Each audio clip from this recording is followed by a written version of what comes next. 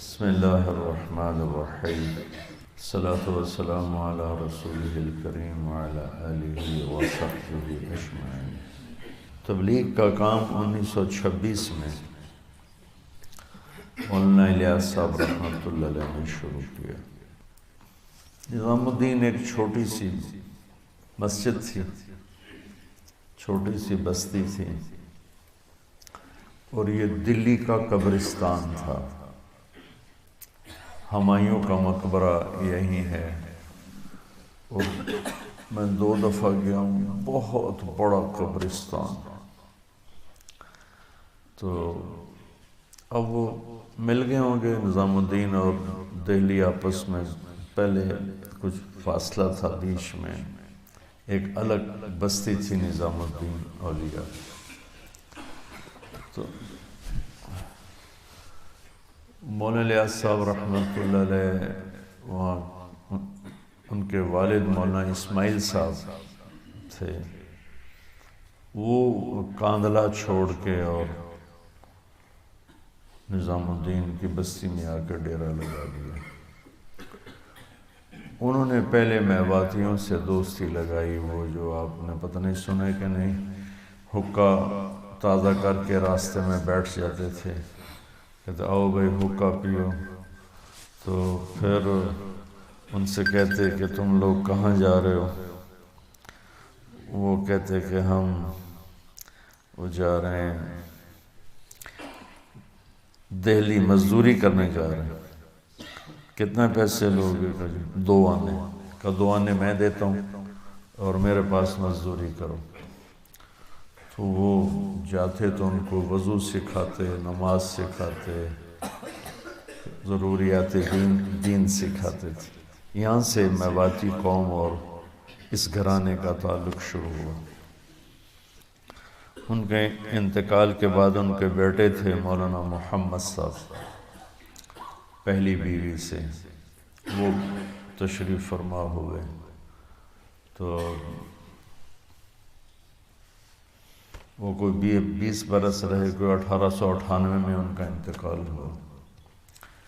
تو پھر مولانا الیاس صاحب 1926 میں تبلیغ کا کام شروع کیا، اور بالکل نہ سمجھ میں آنے والی بات تھی، عوام کے بھی، خواص کے بھی، نہ اپنوں نے تائید کی نہ غیروں نے تائید کی، کسی نے بھی اس کو قبول نہیں کیا۔ فکراً ذہنی طور پر اس ترتیب محنت کو سب نے رد کر دیا، سوائے 2 شخصیات، ایک مفتی کفایت اللہ صاحب اور ایک مولانا حسین احمد مدنی صاحب رحمۃ اللہ علیہ۔ وہ بھی صرف اتنا کہ بات تمہاری ٹھیک ہے، کرے گا کون؟ تو ان 2 حضرات کی صرف ذہنی تائید تھی بس۔ تو اللہ کو منظور تھا آخر زمانے میں دین کو زندہ کرنا۔ اس سے پہلے جتنے دین کے کام چل رہے تھے ان میں بڑے کام 2 تھے، ایک مدارس اور ایک خانقاہیں۔ مدارس اور خانقاہیں صرف طلب والوں کے لیے، بے طلب کے لیے نہ آج کے دور میں بھی مدرسے میں کوئی گنجائش ہے، نہ خانقاہ میں کوئی گنجائش۔ جو طلب لے کر آتا ہے، جو سیکھنا چاہتا ہے، اس کے لیے مدرسہ میں گنجائش ہے، اور مخصوص عمر ہے، ہر عمر میں نہیں آ سکتا۔ اور تصوف میں بھی ایسے ہی ہے کہ جو استفادہ کرنا چاہتا ہے تو اس کے اندر طلب ہونی چاہیے۔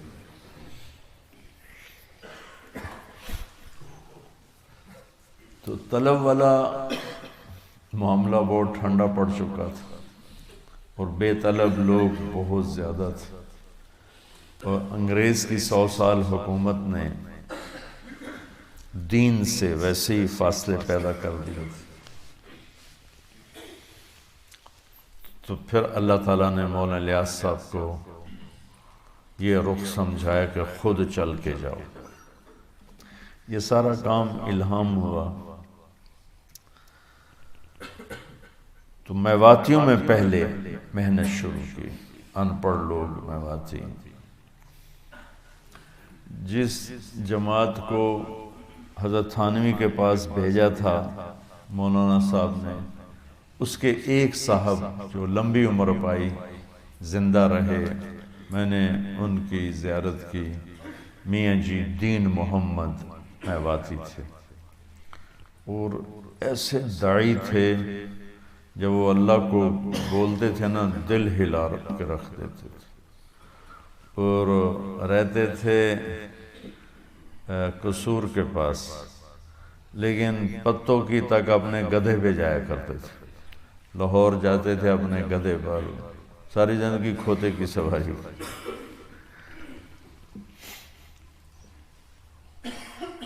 وہ فرمایا کرتے تھے کہ ان سے میں نے سنی کارگزاری، تو انہوں نے بتایا کہ ہمارے تھانوی کے پاس سارے ہی اندر بڑھ گئے داخل ہو گئے، تو 15-20 تھے ہم، تو انہوں نے تھانوی صاحب دیکھ کے ہمیں گھبرا گئے، کون لوگ؟ کہا جی ہم دین سیکھنے کے لیے آئے ہیں۔ تو تھانوی صاحب ناراض ہو گئے رحمت اللہ علیہ، کہ دین یوں سیکھا جاتا ہے؟ وہ تو بڑے نازک مزاج تھے نا، فوری ٹوکنا، فوری تنبیہ کرنا، یہ ان کا ایک خاصہ تھا جو انہیں کو تھا۔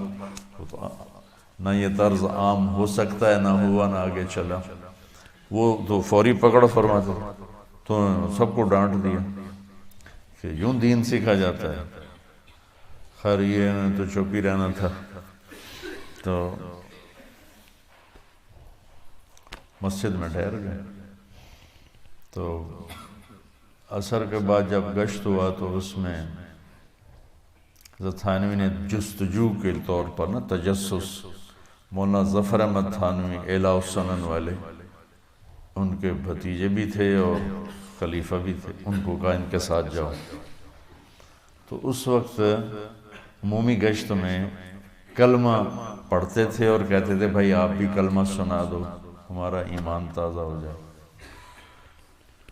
تو وہ جب گشت کیا تو حضرت تھانوی کی مجلس میں روزانہ بیٹھنے والے لوگ کتنے ایسے نکلے جن کا کلمہ غلط تھا۔ تو جب گشت کر کے واپس آئے تو ظفر احمد تھانوی صاحب رحمۃ اللہ علیہ گئے، مولانا اشرف علی رحمۃ اللہ علیہ، حضرت غضب ہو گیا، غضب ہو گیا، کیا ہوا؟ کہ آپ کے مجلس میں روزانہ بیٹھنے والوں کا کلمہ ٹھیک نہیں۔ تو مولانا تھانوی صاحب رحمۃ اللہ علیہ تو ایسی ایک دم پریشان ہو گئے اور فوراً اٹھے اور مسجد کی طرف چلے۔ آگے دیکھا تو وہ حلقہ لگا ہوا تھا، گشت کر کے آتے ہیں نا تو جو اندر مسجد کی بات ہوتی وہ، اور ادھر خدمت والے وہ روٹی بنا رہے تھے، سالن۔ تو کہنے لگے دیکھ کرنا اشرف علی نو کھڑا ہو گیا، نو اشرف علی، وہ میاں جی اشرف علی نو کھڑا ہو گیا، دیوار کا، مسجد کی دیوار کا سہارا لے کر یوں ٹیک لگا، نو کھڑا ہو کے ہمیں دیکھنے لگا۔ تو کافی دیر دیکھتا رہا، پھر کہنے لگا تمہارا امیر کون ہے؟ تو ہم نے کہا یہ ہے، تو اس کو بلایا تو اس نے مولانا ہمیں 5 روپے دیے، 5 روپے، کہ میں تمہاری روٹی پکا نہیں سکتا، بوڑھا ہو گیا ہوں، یہ میری طرف سے آپ لوگ ضیافت قبول کرو۔ اس وقت میں 1 روپے کی 1 من شکر آوے تھی، جب اس نے اس وقت میں 1 روپے کی 1 من شکر آوے تھی، جب اس نے ہمیں 5 روپے دیے۔ وہ 5 روپے میں 50 آدمی روٹی کھا سکتے تھے، 2 آنے میں تو 1 آدمی کھانا کھا لیتا تھا، 1 آنے کی روٹی 1 آنے کا سالن، اس طرح۔ تو اللہ نے آہستہ آہستہ میوات سے کام کو نکالا، قبولیت بخشی۔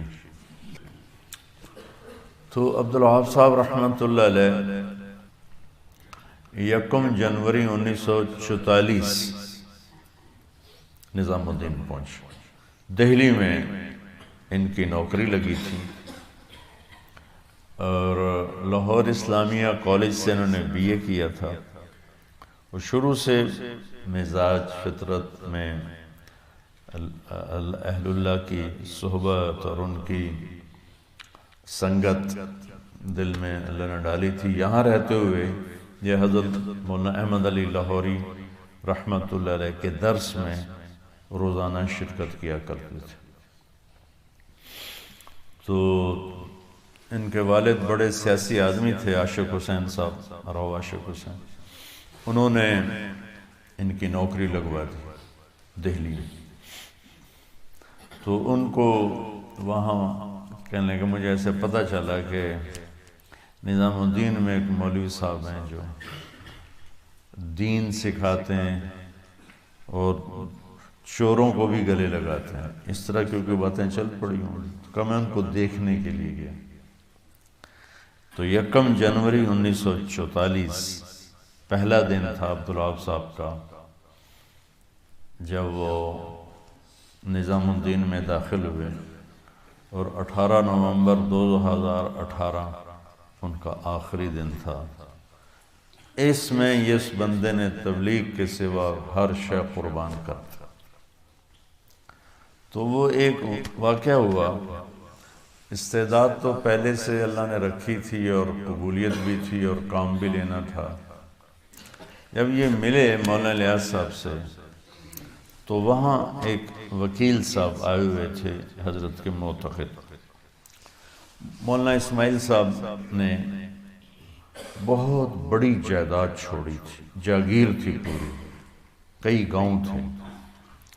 تو وہ وکیل آ کر ان سے کہہ رہا تھا، حضرت آپ صرف عدالت میں ایک دفعہ پیش ہو جائیں اور اتنا کہہ دیں کہ میں محمد اسماعیل کا بیٹا ہوں،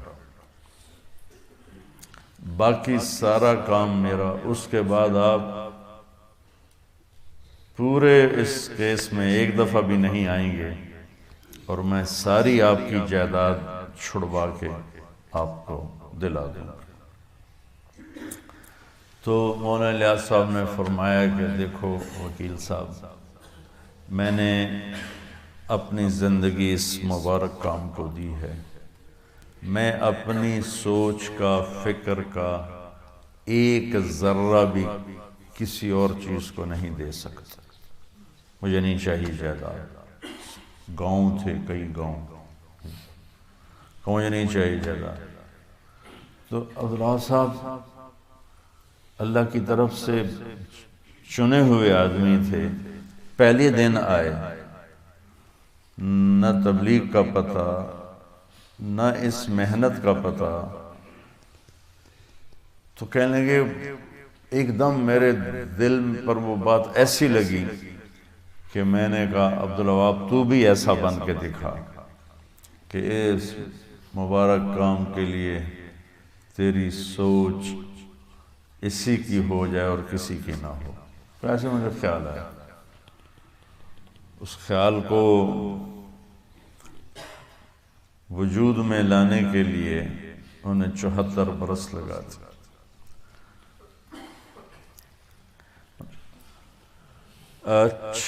چھ مہینے مولانا الیاس صاحب کی صحبت نصیب ہوئی، آخری 6 مہینے، لیکن ان کی مثال تھی ابو ہریرہ جیسی کہ حضرت جی مولانا انعام صاحب تو بچپن سے موت تک ساتھ رہے، مولانا سعید خان صاحب 4 برس ساتھ رہے، اور ان کے ساتھ ہی مولانا الیاس صاحب کے لمبا زمانہ صحبت کا پایا۔ عبدالوہاب صاحب نے صرف 6 ماہ پائے، لیکن سب سے زیادہ مولانا الیاس صاحب کی باتیں عبدالوہاب صاحب سنایا کرتے تھے۔ مولانا انعام صاحب کی تو ویسی عادت بہت کم بولنے کی تھی۔ مولانا سعید خان صاحب رحمۃ اللہ علیہ کے ساتھ میں 12 برس رہا، عبدالوہاب صاحب کے ساتھ 50 برس، 48 سال ہو گئے۔ تو مولانا الیاس صاحب کی اتنی باتیں سناتے تھے تو مجھے حضرت ابو ہریرہ یاد آ جاتے تھے کہ جو آئے سب سے آخر میں، آخری صحابہ میں ہیں، اور سب سے زیادہ حدیثیں ابو ہریرہ کی طرف منقول ہیں کہ وہ اصحاب صفہ میں جا بیٹھے، نہ کھانے کی پرواہ نہ گھر کی پرواہ، اور سارا دن بس منتظر رہتے تھے۔ تو 1944 یکم جنوری تو مولانا الیاس صاحب رحمۃ اللہ علیہ کا کس مہینے میں 6 ماہ تو سمجھو جون یا مئی جون کا مہینہ تھا جب مولانا الیاس صاحب کا انتقال ہوا، اور مولانا یوسف صاحب رحمۃ اللہ علیہ امیر بنے۔ اور حیرت کی بات ہے کہ مولانا یوسف صاحب رحمۃ اللہ علیہ امیر بننے تک انہیں تبلیغ کے کام کا شرح صدر نہیں تھا، بلکہ خود فرماتے تھے مجھے 100 اعتراض تھے، ایک اپنے باپ کے مرنے تک مجھے تبلیغ پہ 100 اعتراض تھے۔ وہ علمی لائن کے آدمی تھے، لکھنا پڑھنا یہ ان کا مشغلہ تھا، ذوق تھا۔ طحاوی شریف جیسی کتاب کی شرح 22 سال کی عمر میں لکھ دی، کمال کر دیا۔ تو مولانا یوسف صاحب امیر بنے تو وہ نسبت کا انتقال جو ہوتا ہے وہ اللہ نے وہ کیا۔ مولانا منظور نعمانی صاحب رحمۃ اللہ علیہ مولانا زکریا صاحب سے ملے اور ان سے کہا کہ لگتا ہے مولانا الیاس صاحب کا آخری وقت ہے، تو اب آگے کیا ہوگا؟ تو مولانا زکریا صاحب نے فرمایا کہ کبھی تو ایسا ہوتا ہے کہ جب ایک کوئی اللہ کا بندہ دنیا سے جاتا ہے تو اس کی جگہ لینے والا کوئی نہ کوئی تیار ہو جاتا ہے، تو وہ اس کی جگہ لے لیتا ہے۔ کبھی ایسا ہوتا ہے تیار نہیں ہوتا ہے کوئی بھی، اچانک اللہ اس کی نسبت کو کسی کی طرف منتقل کرتا ہے اور اس کی جگہ لے لیتا ہے۔ تو مولانا زکریا صاحب نے فرمایا کہ میں نہیں دیکھتا ہوں کوئی مولانا الیاس کی جگہ لے گا، مولانا الیاس کے آخری سانس ہیں اور کوئی ایک آدمی ان کی جگہ لینے والا میری نظر میں نہیں ہے۔ لیکن جس طرح چچا جان سگے نہیں دوسری بیوی سے مولانا یحییٰ صاحب پہلی بیوی سے، مولانا الیاس صاحب دوسری بیوی سے، جس طرح چچا جان نے زندگی گزاری ہے، مجھے لگتا ہے کہ اللہ ان کی اس محنت کو ضائع نہیں کرے گا، اور یہاں دوسری چیز ظاہر ہوگی کہ نسبت منتقل ہوگی۔ اب وہ جس کی طرف بھی منتقل ہوگی وہ یہ جگہ سنبھال لے گا۔ تو پھر مولانا الیاس صاحب رحمۃ اللہ علیہ نے ان حضرات کو بلا کر فرمایا کہ مجھے ان 6 آدمیوں پر اعتماد ہے، مولانا انعام صاحب، مولانا یوسف صاحب اور مولانا احتشام الحسن صاحب، یہ 3 تو آپ کے خاندان کے تھے، ایک تو بیٹے تھے اور 3 اور تھے، یہ 6 آپ کے خلفاء تھے مولانا الیاس صاحب کہ مجھے ان 6 پر اعتماد ہے، آپ لوگ جس کو بلانا چاہو۔ مولانا عبید اللہ سندھی کا نام آپ لوگوں نے سنا؟ وہ نا اللہ تعالیٰ نے ان کو فراست ایسی دی تھی کہ وہ اس طرح بات کر دیتے تھے جیسے دیکھ کے کر رہے ہیں، اس طرح کرتے تھے۔ تو وہ تشریف لائے نظام الدین مولانا الیاس صاحب سے ملنے، تو مولانا یوسف صاحب اس وقت تبلیغ کے مخالفت کی انتہا پر تھے، باپ سے درپردہ شدید مخالفت۔ مولانا احتشام صاحب رحمۃ اللہ علیہ وہ تبلیغ میں سرگرم، جو مسلمانوں کی پستی کا واحد علاج ہے نا، تو مولانا عبید اللہ سندھی تشریف لائے، تو مولانا الیاس صاحب کے بیماری کے ایام تھے، تو ان کو ملانے کے لیے وہ تھوڑی دیر انتظار تھا، تو وہ برآمدے میں بیٹھ گئے، تو یہ دونوں حضرات آئے، مولانا یوسف صاحب اور مولانا احتشام صاحب۔ تو انہوں نے پوچھا یہ کون ہے؟ کہ یہ ان کے بیٹے ہیں، یہ ان کے رشتے میں تو کچھ تھے، ایک ہی خاندان۔ کہنے لگے یہ تو کام نہیں کرے گا، یہ کام کرے گا۔ مولانا شام کی طرف اشارہ کر کہا یہ تو کام نہیں کرے گا، یہ بچہ کام کرے گا۔ تو مولانا الیاس صاحب سے پھر ان کی ملاقات ہوئی، وہ تشریف لے گئے۔ تو جو بیٹھے سن رہے تھے انہوں نے کہا جی آج مولانا عبید اللہ سندھی صاحب نے یہ فرمایا۔ تو مولانا الیاس صاحب خوشی سے ایسے بستر سے اچھل رہے، اچھا یہ کہا ہے، اچھا، چونکہ ان کی یہ فراست مشہور تھی سارے دہلی میں، اچھا یہ کہا ہے، اچھا یہ کہا ہے۔ تو جب مولانا الیاس صاحب کے آخری سانس تھے تو انہوں نے فرمایا یوسف آجا گلے مل لے۔ تو مولانا یوسف صاحب کو یوں سینے پر لٹایا، اسی وقت ہی کوئی اللہ کا غیبی نظام حرکت میں آیا اور نسبت اہل کی طرف منتقل ہوتی نا، نہ اہل کی طرف ہوتی بھی نہیں جب یہ کام ہوتا۔ کیا نسبت منتقل ہوئی کہ پھر وہ بندہ 21 برس بولتا گیا، 21 برس، 18 گھنٹے بولتے تھے، 18 گھنٹے۔ یہی شان عبدالوہاب صاحب میں تھی۔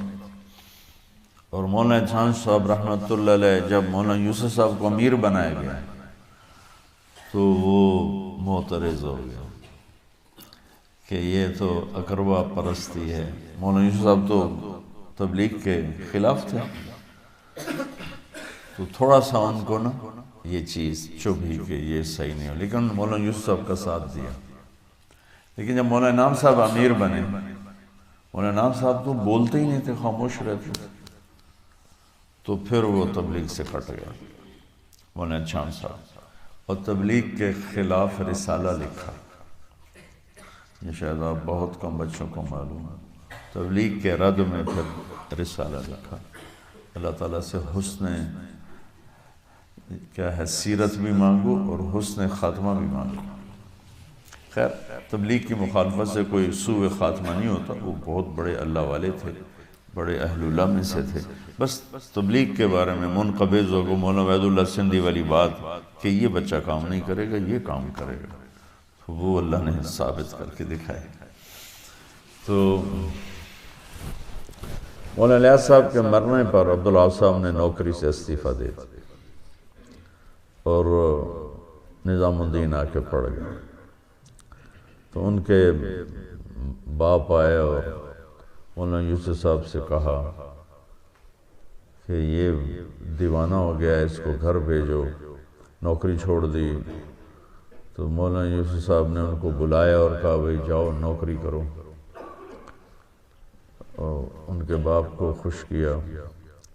اچھا وہ چلے گئے تو بلا کے کہا ڈٹے رہو، ڈٹے رہو۔ اگر ان کو نوکری پر بھیج دیتے تو آج عبدالوہاب یہ عبدالوہاب تو نہ ہوتا۔ میری زندگی میں یہ سب سے بڑا جنازہ میں نے دیکھا تھا جنید کا رحمۃ اللہ علیہ۔ پھر جنید کا جنازہ تو بالکل چڑیا بن گیا ان کے سامنے۔ توبہ توبہ توبہ، اگر سارے لوگ پہنچ جاتے جو رہ گئے ہیں تو یہ رائمنڈ کا جتنا میدان ہے نا، اس میں کھڑے ہونے کی جگہ نہیں ہونی تھی، اتنے لوگ آ رہے تھے۔ تو باپ نے ان کو پھنسانے کے لیے ان کی شادی کی اجازت چاہیے مولانا یوسف صاحب سے۔ انہوں نے کہا بھی شادی تو کرو، سنت۔ عجیب بات بتاؤں، شادی کی اور پہلی رات ہی بیوی سے کہا مجھے ایک کام کرنا ہے، جب تک دنیا میں ہدایت نہ آئے میں نے کسی کام میں نہیں لگنا، تو مجھے معاف کر۔ لیکن اللہ لوگوں کو چنتا ہے جب کسی کام کے لیے، پھر ان کو اسی میں وہ گم کر دیتا ہے۔ عبدالوہاب نہ ہوتے تو رائمنڈ کا مرکز نہ ہوتا۔ ایک آدمی کے سر پہ صحرا ہے رائمنڈ کا مرکز، ایک۔ تو پھر نظام الدین میں ڈیرے ڈال لیے۔ فرمایا کرتے تھے ایک جوڑا ہوتا تھا تو وہ میلا ہو جاتا تو میں رات کو غسل خانے میں جا کے اسے دھوتا، اور دھو کے پھر اسے گیلے کوئی پہن کے آ کے مسجد میں پنکھے کے نیچے بیٹھ جاتا تھا، پھر پنکھے کی ہوا سے وہ جوڑا خشک ہوتا تھا، دوسرا جوڑا میرے پاس نہیں ہوتا تھا کہ میں ایک دھو لوں اور ایک پہن لوں. اس طرح صورتحال بنی. 2-3 سال میں چلتے انڈیا میں تو ایک فضا بن گئی. میوات کے باہر بھی کام چل پڑا. 47 میں ملک تقسیم ہوا تو بہت سے لوگ وہیں رہ گئے، بہت سے آ گئے. تو مولانا یوسف صاحب رحمۃ اللہ علیہ نے فرمایا کہ پاکستان کون کام کو اٹھائے گا. عبداللہ صاحب کا ادھر آنے کا ارادہ نہیں تھا. اب بھی ان کا خاندان ادھر ہے کافی. تو پاکستان میں کام کو کون اٹھائے گا؟ تو عبداللہ صاحب نے کہا کہ میں کروں گا. انہوں نے کہا ٹھیک. تو ایک عبدالخالق صاحب تھے، ایک شفیق صاحب تھے، ایک عبداللہ صاحب تھے. یہ 3-4 اس وقت نوجوان تھے. ان کو آپ نے تیار کیا کہ تم یہاں سے جاؤ اور پاکستان جا کے کام اٹھاؤ. تو جس ٹرین میں یہ تھے، ہر اسٹیشن پر اسے سکھوں نے قتل و غارت کا نشانہ بنایا. یہ جس ڈبے میں تھے، یہ جب ٹرین اسٹیشن پر آتی یا ٹوائلٹ میں چھپ جاتے تو سکھ یا بلوائی کٹھے ہوتے اس ڈبے کے سامنے، اور آدھے ادھر حملے کے لیے جاتے، آدھے ادھر اس ڈبے کو چھوڑ جاتے. تو دہلی سے لاہور تک جتنے اسٹیشن آئے، ہر اسٹیشن پر یوں ہوتا تھا، یہ ٹوائلٹ میں چھپ جاتے اور عین ان کے ڈبے کے سامنے سکھ جمع ہوتے، آدھے ادھر کور کرو، آدھے ادھر کور کرو. یہ ڈبہ یوں اللہ نے چھپا دیا کہ وہ ادھر بھی انہوں نے لاشیں گرا دی، ادھر بھی لاشیں گرا دی. اور ایک ہندو کے دل میں اللہ نے رحم ڈال دیا، وہ برہمن پنڈت، وہ اس ڈبے میں اکیلا بیٹھا، ان کو کہتا ادھر کوئی نہیں ہے، ادھر کوئی نہیں ہے. تو وہ ادھر ہو جاتے، ادھر ہو جاتے. وہ ساری ریل گاڑی کٹ گئی. یہ 4 آدمی ہیں چند اور لاہور اسٹیشن پر لٹے پٹے پہنچے. تو ان کا خاندان پھلروان ایک جگہ ہے سرگودا کی طرف، ایک قصبہ ہے، وہاں ان کو جگہ ملی پھلروان میں. تو یہ اپنے والدین، اپنے خاندان سارا پھلروان تشریف لے گئے. اب پاکستان میں تو کوئی جگہ ہی نہیں تھی، کیا کریں؟ تو تبلیغ کے آدمی جو چیدہ کوئی لاہور، کوئی کراچی، کوئی پنڈی، تو یہ عبداللہ صاحب کبھی لاہور، کبھی پنڈی، کبھی کراچی ملتے، بھئی کچھ کرو. اور فقر ایسا ہوتا تھا کہ گجرانوالے اجتماع تھا، رائیونڈ سے پیدل بخار کی حالت میں گئے، پیسے نہیں تھے، پیدل گئے پیدل آئے. گجرانوالے لاہور، رائیونڈ سے گجرانوالہ بخار کے ساتھ، یہ صورت ہے. تو پھر یہ جب بار بار اکٹھے ہوئے تو سوچنے لگے ہمارا بھی کوئی مرکز ہونا چاہیے. تو مولانا یوسف صاحب رحمۃ اللہ علیہ سے پوچھا گیا ہم کیا کریں.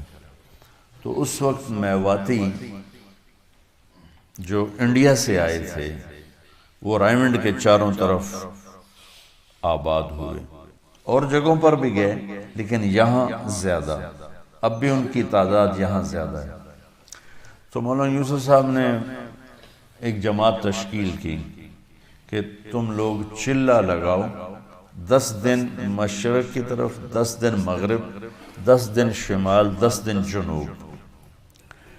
چلے کے بعد ساری جماعت بیٹھ کے استخارہ کرے، مشورہ کرے کہ ہمیں کہاں اپنا مرکز بنانا چاہیے، وہاں بیٹھ جائے. تو میاں جی عبداللہ رحمۃ اللہ علیہ اس جماعت کے امیر بنے، اور 10 دن انہوں نے ادھر لگائے، 10 دن ادھر لگائے، 10 دن ادھر لگائے، 10 دن ادھر لگائے. 40 دن اس چلے میں ایک نوجوان انہیں ملے میواتی، میاں جی سلیمان۔ ان کو میاں جی عبداللہ رحمۃ اللہ علیہ نے کہا، وہ حافظ تھے، کہ ہم دین کا بڑا مرکز بنا رہے ہیں، تم بھی آ جاؤ، تمہیں امام بنائیں گے۔ ان کا نکاح مولانا الیاس صاحب نے پڑھایا تھا، تو وہ بھی ساتھ ہو گئے، حافظ سلیمان صاحب، جو بعد میں رائمنڈ مرکز کے امیر رہے 1953 سے لے کر 1994 تک۔ تو یہ سارے چلہ لگانے کے بعد جمع ہو گئے، بھئی کہاں بیٹھیں؟ تو سب نے مشورہ کیا، تو یہ طے ہوا کہ رائمنڈ میں بیٹھیں۔ تو رائمنڈ ریلوے اسٹیشن سے ریل گاڑی جب آگے جاتی ہے کوٹ راجہ کشن کی طرف، اس طرف لاہور کی طرف نہیں، تو آگے سیدھے ہاتھ ہی پلیٹ فارم سے اترتے ہی ایک مسجد ہے۔ اس مسجد میں ہم نے کئی دفعہ جمعرات کی جماعت لے کر گئے، وہاں شب گزاری، وہاں انہوں نے ڈیرا ڈال دیا۔ اور میاں جی عبداللہ رات کو اتنا تڑپتے تھے، روتے تھے کہ محلے والے صبح پوچھتے رات کون بیمار تھا؟ آپ کے ساتھیوں میں بڑے رونے کی آوازیں آ رہی تھیں۔ وہ میاں جی عبداللہ ہوتے تھے، وہ بیمار نہیں تھے۔ وہ حافظ سلیمان صاحب فرمانے لگے کہ وہ تہجد پڑھنے کے بعد نا زمین پہ سے لوٹ پوٹ ہوتے تھے، جیسے چھوٹا بچہ ضد کرتے ہوئے لوٹ پوٹ ہوتا ہے، تو کہتے یا اللہ ہدایت دے دے، یا اللہ ہدایت دے دے، یا اللہ ہدایت دے دے۔ تو یہ چند لوگ ہوتے تھے، سارے میواتی، ایک عبدالوہاب صاحب غیر میواتی ہوتے تھے۔ بستی کے لوگوں نے مسجد سے نکال دیا، تو پھر انہوں نے ریلوے اسٹیشن کراس کر کے قبرستان تھا، اس میں ایک چھپر تھا کسی ملنگ کا، ملنگ چلا گیا تھا، وہاں ڈیرا ڈال دیا۔ کچھ 6 مہینے وہاں رہے، تو وہاں سے پھر بستی والوں نے نکال دیا۔ تو پھر یہ ایک اور مسجد میں جا کے بیٹھے، وہاں سے بھی 6 مہینے بعد نکال دیا۔ تو اب کیا کریں، کدھر جائیں؟ تو یہ جگہ جو موجودہ ہے، یہ ہندوؤں کا شمشان، مرگھٹ، جہاں آ کے ہندو مردے جلاتے تھے، یہ جگہ اس کے لیے تھی۔ تو قریشی شفیع صاحب رحمۃ اللہ علیہ جو پہلے امیر تھے پاکستان کے، ان کے پارٹنر تھے دین محمد صاحب، دین محمد صاحب۔ گورنر جنرل غلام محمد، قائد اعظم کے بعد جو بنے غلام محمد، وہ ان کے قریبی رشتہ دار تھے۔ تو انہوں نے غلام محمد سے رحمت اللہ علیہ سے یہ رائمنڈ کا ٹکڑا الاٹ کروا دیا میاں جی عبداللہ کے نام۔ تو انہوں نے اس کو کر دیا مرکز کے نام۔ تو جب اس طرح یہ مسلسل نکالے گئے تو 1951 میں یہ سارے 15 شعبان کو جمع ہوئے، جتنے بھی پرانے لوگ تھے، چند 15-20، کبھی مشورہ کرو کہ اب مرکز بنایا، کبھی ادھر جاتے ہیں کبھی ادھر جاتے ہیں۔ تو 15 شعبان کو سب جاگے، روزہ رکھا، اور اس کے بعد سارے بیٹھے، مشورہ ہوا، تو اللہ نے ان کے دل میں ڈالا کہ رائمنڈ اسٹیشن کے اس جزر یہ جگہ، یہاں ہمیں اپنا اڈا بنانا چاہیے۔ اور ادھر یہ جگہ الاٹ بھی ہو گئی تھی میاں جی عبداللہ کی طرف سے، تو انہوں نے آگے دے دی۔ تو یہاں ایک چھپر بنا لیا، اور اس میں یہ سارے مل کے بیٹھ گئے۔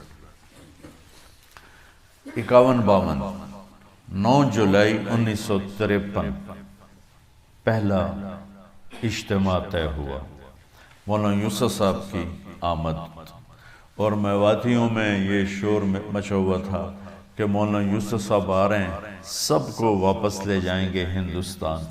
جو یہاں سے ادھر گئے ان کا وہاں دل نہیں لگتا تھا، جو وہاں سے ادھر آئے ان کا یہاں دل نہیں لگتا تھا۔ وطن چھوڑنا کوئی آسان تو نہیں ہوتا ہے۔ 82 کی بات ہے، میں انڈیا گیا اکیلا، ٹرین میں تھا تو جالندھر سے رش چڑھا، لوگ کھڑے ہو گئے، تو ایک نوجوان سا تھا، وہ جوان تھا، نوجوان تو نہیں تھا، وہ کھڑا ہوا تھا، تو میں ایک سکھ کو دعوت دے رہا تھا، تو میری غور سے نہ سنتا رہا، تو مجھ سے انگریزی کہتا فرام ویئر یو آر، میں کہا فرام پاکستان، تو پھر کہنے لگا فرام ویئر ان پاکستان، میں کہا ملتان، فرام ویئر ان ملتان، میں کہا وائی آر یو آسکنگ، کیوں پوچھ رہے ہو؟ کہا I am from Multan, a small town Tulamba. جب تلمبا گیا تو میں ہنس پڑا، تو پھر اردو میں بولا ہنسے کیوں ہو؟ میں کہا آئی ایم فرام تلمبا۔ کہنے لگا آپ اپنی بولی بولیے۔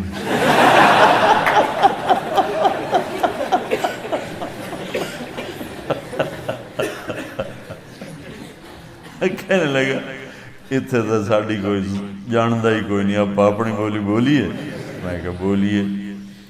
اس نے پیچھے اس کی بہن مجمع میں پھنسی کھڑی تھی، ایجڈ عمر رسیدہ، اس نے اس کو جا کے بتایا کہ تلمبے کا ایک لڑکا بیٹھا ہوا، وہ تو آئی شیرنی کی طرح تھی بھی ایسی ہیوی ویٹ، اس نے ایک ادھر پھینکا، ایک ادھر پھینکا، ادھر پھینکا، مجھے کہتی پترا تو تلمبیدہ ہیں؟ میں کہا جی ماسی جی میں تلمبیدہ، میں ٹھر پاؤں۔ اس نوجوان کا نام تھا رام سروپ چگ، رام سروپ چگ۔ ایک بات چل گئی کہ مولانا یوسف صاحب لینے آ رہے ہیں، تو بڑا رش ہو گیا، تو میواتی آئے، وہ کھانا جو پکا ہوا تھا نا وہ دیگیں اٹھا کے لے گئے سارے، بدنظمی ہوئی، افراتفری ہوئی۔ تو جب اجتماع ختم ہوا تو مولانا یوسف صاحب رحمۃ اللہ علیہ نے جمع کیا جو تھوڑے بہت تبلیغی لوگ تھے سارے میواتی ہو، تو ان میں بیان کیا کہ دیکھو بھائی آج کے بعد یہ جگہ تمہارا مرکز ہے، اسے آباد کرنا ہے، اس کے لیے بھوک آئے، پیاس آئے، بیماری آئے، موت آئے، کسی دنیا کے کام میں نہیں لگنا، کسی کمائی کے کام میں نہیں لگنا، اور اپنے آپ کو یہاں مٹا دینا ہے۔ جو تیار ہو وہ اٹھے اور میرے ہاتھ پر بیعت کرے موت کی۔ پھر کہا کوئی کسی کو ترغیب نہ دے، جس نے کھڑے ہونا ہے اپنی ذمہ داری پر کھڑے۔ تو سب سے پہلے جو بندہ کھڑا ہوا وہ محمد عبد الوہاب رحمۃ اللہ علیہ، سب سے پہلے کھڑے۔ پھر ان کے ساتھ حافظ سلیمان صاحب، میاں جی عبداللہ صاحب، میاں جی عبد الرحمن صاحب، میاں جی نور محمد صاحب، میاں جی اسماعیل صاحب، یہ وہ لوگ ہیں جن کو تو میں نے دیکھا ہوا ہے، باقی نام سنے ہیں، دیکھا کوئی۔ اور ایک میاں جی عبد الرحمن کو مردہ دیکھا ہے، زندہ نہیں دیکھا۔ ان کا انتقال ہوا تو وہ انتقال کے وقت اپنے گاؤں میں تھے، ادھر سے شفٹ ہو گئے تھے، بیمار بہت ہو گئے تھے، تو ان کی میت کو لایا گیا مرکز میں جنازے کے لیے، تو میں نے اس دن ان کی زیارت کی۔ وہ بڑے کشف و کرامات والے تھے میاں جی عبد الرحمن، تو ان کے عجیب و غریب قصے مشہور تھے۔ تو عبداللہ صاحب نے کھڑے ہو کر، جو کھڑا ہوتا نا تو اس کو آگے بلاتے اور پھر اس سے یہ کہلواتے کہ میں کسی کام میں نہیں لگوں گا سوائے اس مرکز کی آبادی اور تبلیغ کے۔ بھوک آئے گی برداشت کروں گا، پیاس آئے گی برداشت کروں گا، بیماری آئے گی برداشت کروں گا، کسی کام میں نہیں لگوں گا۔ یہ دہروا کر الگ باہر بٹھا دیتا۔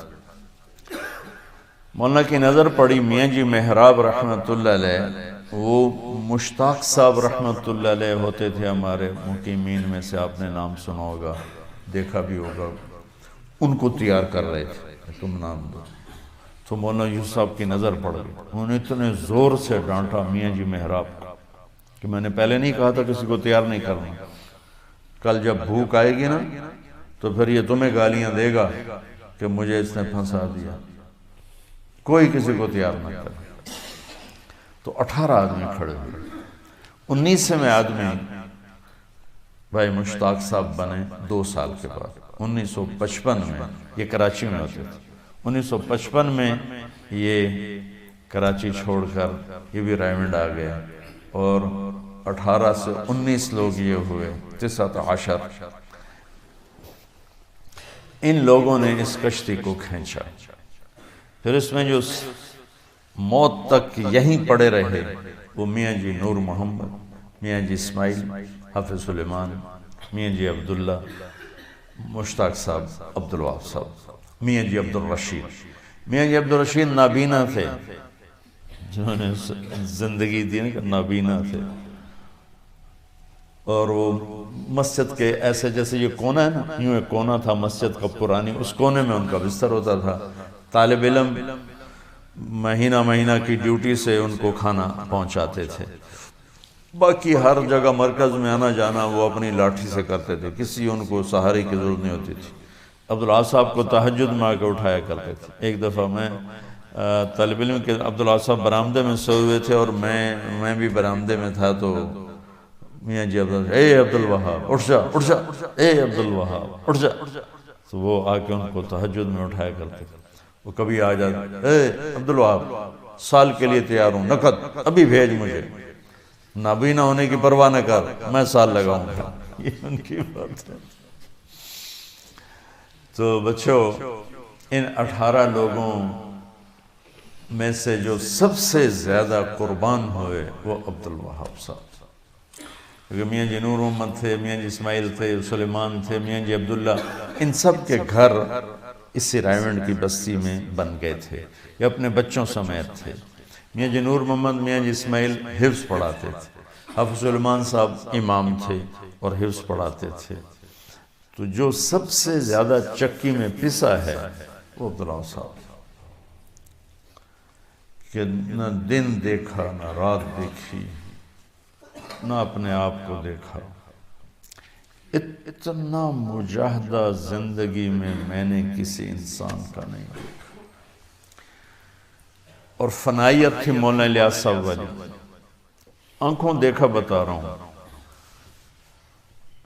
کہ لقمہ سالن میں ڈبو کے یہاں لائے ہیں اور بات شروع کی ہے، تو لقمہ ہاتھ میں پونا گھنٹہ رہ گیا، سالن کوئی 10 دفعہ خادم اٹھا کے لے گیا، گرم کر کے لا کے رکھتا ہے، وہ پھر ٹھنڈا ہو جاتا ہے، وہ پھر جاتا ہے گرم کر کے لا کے رکھتا ہے، پھر ٹھنڈا ہو جاتا ہے، اور لقمہ ہاتھ میں اور ان کی بات چل رہی۔ تو وہ پھر مشروع بابا جب عبداللہ صاحب کھانا کھائیں تو ان کے پاس کوئی نہیں ہونا چاہیے، یہ اکیلے کھانا کھائیں تاکہ یہ کھانا تو کھا لوں، کھانا نہیں کھاتی۔ میں اور مولانا احسان صاحب کمرے میں داخل ہوئے اکٹھے، تو یہ کرتا ہے نا، تو کرتا ہاتھ میں تھا اور نیچے بنیان پہنی ہوئی تھی اور کرتا ہاتھ میں تھا، اور یوں یہ آستینوں میں یوں ہاتھ ڈال رہے تھے۔ اب یہ میرے آپ ہاتھ دیکھ رہے ہیں، یہاں تک ان کے ہاتھ پہنچے تھے کہ میں اور مولانا احسان صاحب آ گئے، ہم سے بات شروع کر دی۔ آپ یقین مانو بچوں کہ یہاں آپ ذرا جوان ہو، ایسے آپ 5 منٹ کے بعد تھک جاؤ گے، کوئی 10 سے 15 منٹ ان کے ہاتھ یہاں رہے اور وہ ہم سے بات کرتے رہے، ان کو ہوش ہی نہیں تھا، ان کو ہوش رہتا ہی نہیں تھا جب وہ بات کرتے تھے۔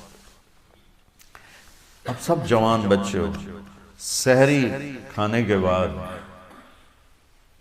1 گھنٹے 2 گھنٹے بعد پیشاب آتا ہی آتا ہے، پانی اتنا پیا ہوتا ہے کہ کتنا ہی مضبوط مثانہ ہو پیشاب آ جاتا ہے، تھکن ہو جاتی ہے۔ رمضان شریف میں ان کی محنت 100 گنا زیادہ ہو جاتی تھی۔ 3 گھنٹے کا بیان روز ہوتا تھا اور 5 گھنٹے ہفتے میں، ایک بیان 5 گھنٹے کا، 5 گھنٹے نہ پیشاب آ رہا ہے، نہ سر میں درد ہے، نہ تھکن ہو رہی ہے، اور روزہ رکھ کے 5 گھنٹے بیان فرمانا اور وہاں سے اٹھ کے پھر مشورے میں چلے جانا۔ عجائب و غرائب تھے شخص، پیدل پھرتے تھے، پیسہ جیب میں نہیں ہوتا تھا، اور حافظ سلیمان صاحب کہنے لگے ہم کبھی آدھی روٹی ملتی روکھی، کبھی چوتھائی روٹی ملتی، اور ہم نمک کے ساتھ کھاتے، اور کبھی 3 دن ملتا ہی کچھ نہیں۔ تو میاں جی عبداللہ فرماتے لوٹ لو بھوک کے مزے لوٹ لو، رائمنڈ میں ایک وقت آئے گا یہاں کبھی فاقہ نہ ہوگا، تم بھوک کے مزے لوٹ لو۔ تو اس میں جو کہیں نہیں گئے، نہ بیوی، نہ بچے، نہ گھر، نہ در، جائیداد اپنی بھائیوں کو دے دی، 2 بھائی تھے، ایک تو مجذوب سے تھے، دوسرے راؤ الیاس صاحب ان کو دے دی۔ اکیلے رائمنڈ میں پڑے رہتے تھے، اکیلے تنہا، کوئی ایک آدمی ساتھ نہیں ہوتا تھا کہ نماز پڑھ لیں۔ بعض اوقات ایسا ٹائم ہوتا تھا کوئی ایک آدمی ساتھ نہیں ہوتا۔ تو مجھے وہاں سے ایک ساتھی نے اپنا خواب بھیجا، انگلینڈ میں ہوتے ہیں، کہ اللہ کے نبی نے فرمایا کہ عبدالوہاب بہت تھک کے آیا ہے، اس سے اب آرام کرنا ہے، بہت تھک کے آیا ہے، اسے آرام کرنا۔ اس عمر میں بھی جب تک ان کی ہمت تھی، وہ 3000 دفعہ میں یہ پڑھتا ہوں، 1000 دفعہ یہ پڑھتا ہوں، 2000 دفعہ یہ پڑھتا ہوں، اتنی تسبیح بتائی کہ میں تو بھول ہی گیا ہوں۔ تو میرے جیسا تو سن کے ہی سر میں مجھ سے کہنے کہ میرے منہ نے 1000 دفعہ قل شریف روزانہ پڑھ کر سر درد ٹھیک ہو جائے گا۔ اچھا مر تو جانا ہی ہے، پر زندگی کی قیمت کو اگر کسی نے وصول کیا ہے، اور ہر لمحہ جس نے اللہ کے نام پہ بیچا، وہ ایک ہی آدمی دیکھا، محمد عبدالوہاب۔ دن رات کی کڑھن، انسانیت کی ہدایت کا غم، انسانیت کے لیے بے قراری۔ کبھی کہتے کوئی ایسا طریقہ ہو سکتا ہے کہ کافر بھی بخشے جائیں، کوئی ایسا طریقہ ہو سکتا ہے کہ کافر بھی جہنم میں نہ جائیں، کافر بھی جہنم سے نکل جائیں۔ انسانیت کی ہمدردی اور انسانیت کا درد جیسا اس شخص کو اللہ نے دیا، دنیا میں کسی کو نہیں تھی۔ اپنی دعائیں وہ کہتے تھے میں اپنی دعاؤں کی طاقت کو صرف امت کے لیے وقف کر چکا ہوں۔ اور رمضان شریف میں جو ہدایات کے بعد جاتے تھے نا، آخری 10 منٹ بات کر کے پھر دعا کرانا ہوتی ہے نا، دعا 50 منٹ کی دعا ہوتی تھی، پورا بیان ہوتا تھا، اور برا حال ہو جاتا تھا مجمع کا، ہاتھ اٹھا اٹھا کبھی نیچے کبھی اوپر کبھی نیچے، اور ان پر ایک کیفیت ہوتی تھی کہ وہ بولے جا رہے ہوتے ہیں بولے جا رہے ہوتے ہیں۔ تو ان کے لیے دعا فرما دیں اور اللہ سے مانگو۔ وہ خیر وہ قابل تقلید نہیں تھے، اس سطح کے لوگ قابل تقلید نہیں ہوتے، یہ اللہ کا انتخاب ہوتا ہے کہ ان کو کسی چیز کو، کسی خیر کو وجود میں لانے کے لیے اللہ استعمال فرماتا ہے۔ تو اللہ نے ان کو اس دعوت کی محنت کو وجود میں لانے کے لیے استعمال کیا۔ کہ حیرت کی بات ہے، میں نے تو 50 سال 48 سال میں قریب رہا، ہم حیران ہوتے تھے یہ کیا انسان، کیا عجیب انسانیت کا نبی نہیں تھے، لیکن نبیوں کا جو درد اور غم سنتے ہیں نا، وہ ان کے اندر تھا۔ وہ مولانا الیاس صاحب پھر کیسے ہوں گے؟ تو بچوں اللہ سے ایک تو ان کے لیے سال ثواب بھی کر دو، اللہ ان کے درجہ بلند فرمائے۔ دوسرا اپنے ذات کے لیے اللہ سے مانگا کرو، بے ثبات سا جہان ہے، پتہ نہیں کب بلاوا آ جائے۔ اللہ ہم سے عافیت سلامتی کے ساتھ اللہ ہم سے کام لے۔